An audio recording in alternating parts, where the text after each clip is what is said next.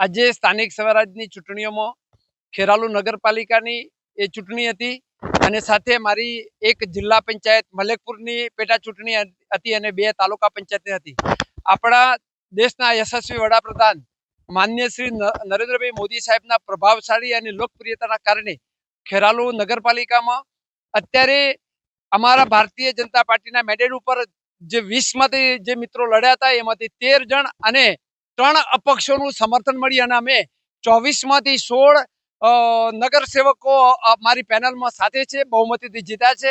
Malekpur seat પર પણ અમારા ભારતીય જનતા પાર્ટીના ઉમેદવાર જીત્યા છે અને 2 તાલુકા પંચાયતની 2 પેટા ચૂંટણીઓ હતી એમાં પણ ભારતીય જનતા પાર્ટીના બંને ઉમેદવાર જીત્યા છે અને ત્રીજી એક સીટ અમારી ભારતીય જનતા પાર્ટીની તાલુકાની સીટ પણ બિનહરીફ થઈ હતી. એટલે અમારા ખેરાલુ વિધાનસભામાં ભગવો ફરકાયો છે અને હું બધા જ જીતેલા તમામ ઉમેદવારોને ભારતીય જનતા પાર્ટી વતીથી મારા સંગઠન વતીથી અને સૌને હું ખૂબ ખૂબ અભિનંદન પાઠવું છું. અને ભારત માતા કી જય, ભારત માતા કી જય, વંદે માતરમ. ખેરાલુમાં અત્યારે માનનીય શ્રી નરેન્દ્રભાઈ આપણા દેશના યશસ્વી વડાપ્રધાન હોય અને ગુજરાતની અંદર મૃદુ અને મક્કમ મુખ્યમંત્રી શ્રી ભૂપેન્દ્રભાઈ પટેલની જ્યારે અહીંયા સરકાર હોય અને બહુમતીથી ચાલતી હોય ત્યારે હું વિધાનસભાનો પ્રતિનિધિ તરીકે આગામી સમયમાં ખેરાલુ નગરપાલિકા અને આખા ખેરાલુ વિધાનસભા વિસ્તારમાં ઘણો જ વિકાસના કામો થવાના છે. આજના પરિણામો તો થોડાક મારી અપેક્ષાથી વિરુદ્ધ આવ્યા છે. ચોંકાવનારા પરિણામ કહી શકાય. જે પ્રમાણે ખેરાલુ નગરનો જે માહોલ બન્યો હતો કે પરિવર્તન કરવું એ આ વખતે ખેરાલુ નગરના મતદાતાઓ નક્કી કર્યું. પણ મારી જે અપેક્ષા હતી એ અપેક્ષા પ્રમાણે પરિણામ નથી આવ્યા. એનું આજે થોડું દુઃખ પણ છે.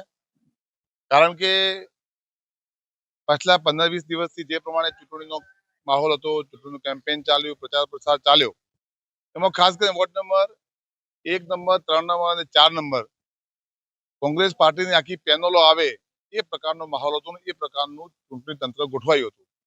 તો ક્યાંક વોર્ડ નંબર 1 ની અંદર પણ અમારે 2 સભ્યો ઓછા થયા. એવી જ રીતે વોર્ડ નંબર 3 ની અંદર પણ અમારે 2 સભ્યો ઓછા થયા. અને જે હું પોતે જે પેનલ લડતો હતો એની અંદર પણ 4માંથી 1 સીટ બીજેપીની આવી અને ખાસ કરીને મારા વડીલ અકબર કાકા હારી ગયા. એનું પણ આજે મને દુઃખ છે. અને અમારી પેનલ 3 જીત્યા એટલે ક્યાંક જીતમાં હાર દેખાઈ રહી હોય એવા પ્રકારનું આજે પરિણામ આવ્યું છે. એટલે ખેરાલુ નગરની જે અપેક્ષાઓ હતી એ અપેક્ષા મુજબ નથી આવ્યું અને કોંગ્રેસ પાર્ટીની પર જે અપેક્ષા હતી એ અપેક્ષા મુજબ નથી આવ્યું. એનો ક્યાંક ને ક્યાંક રંજ પણ છે. કુલ કોંગ્રેસની 7 સીટો આવી. કોંગ્રેસ લડી હતી 19 સીટો ઉપર અને 2 અમારા અપક્ષ સમર્થન વાળા હતા અને એ બધું મળતો આજે 7 કોંગ્રેસ 2 અપક્ષો એમ કે 9 સીટો આવી છે. એટલે ક્યાંક થોડુંક અમારું ટૂંકું પડ્યું છે એ દેખાઈ આવે છે. આમ તો જોઈએ તો ચુકાદો તો વિપક્ષમાં કોંગ્રેસે બેસવાનું મળ્યો છે. એટલે અમે વિપક્ષની ભૂમિકા ચોક્કસપણે મજબૂતી અદા કરીશું. આજે અમે જે રીતે તાલુકા પંચાયતમાં વિપક્ષમાં છીએ એવી જ રીતે નગરપાલિકામાં વિપક્ષમાં અમે આવ્યા છીએ. તો વિપક્ષ તરીકે અમારી જે ભૂમિકા છે, જે પાછલા ઘણા સમયથી ભ્રષ્ટાચાર થયો છે, જે ગુણવત્તા મુજબ કામ નથી થયો, એ બધાને અમે ઉજાગર કરીશું અને ક્યાંક ભ્રષ્ટાચાર ખુલ્લો પડવાની કોંગ્રેસ પાર્ટી કોઈ તાકાતથી કામ કરશે અને નગરજનો જે વિશ્વાસ આપ્યો હતો એ વિશ્વાસ પુનઃસ્થાપિત કરવાનું કામ કોંગ્રેસ પાર્ટી કરશે. મારું નામ રસિકભાઈ પરમાર, મારી મિસિસ ચંદ્રિકાબેન રસિકુમાર પરમાર સામાન્ય સીટ ઉપર ઇલેક્શન લડી છે અને એ 1100 લગભગ 26 મતે વિજય થઈ છે. 27 મતે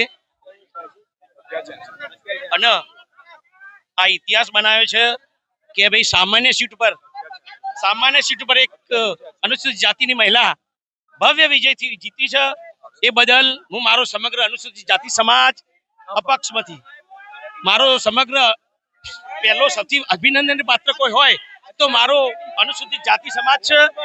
એ સાથે ખેરાલુ વોર્ડ નંબર 6 માં આવેલી બીજી અધર પબ્લિકે અમને જે સહકાર આપ્યો છે એ જીવનભર અમે યાદ રાખીશું અને એ વોર્ડમાં અડધી રાતે બધા જ કામ અમે કરીશું એવી અમે પ્રતિજ્ઞા આપીએ છીએ. અને અમે એ પણ કહીએ છીએ કે મારી મિસિસ ભાજપને સમર્થન કરશે. મારું નામ પ્રજાપતિ મંજીતકુમાર ગણપતભાઈ છે. વોર્ડ નંબર 4 ની અંદર ભાજપ તરફથી હું ઉમેદવારી કરી રહ્યો હતો અને મને 1000 થી પણ વધુ રીતથી મને વિજય બનાવ્યો છે.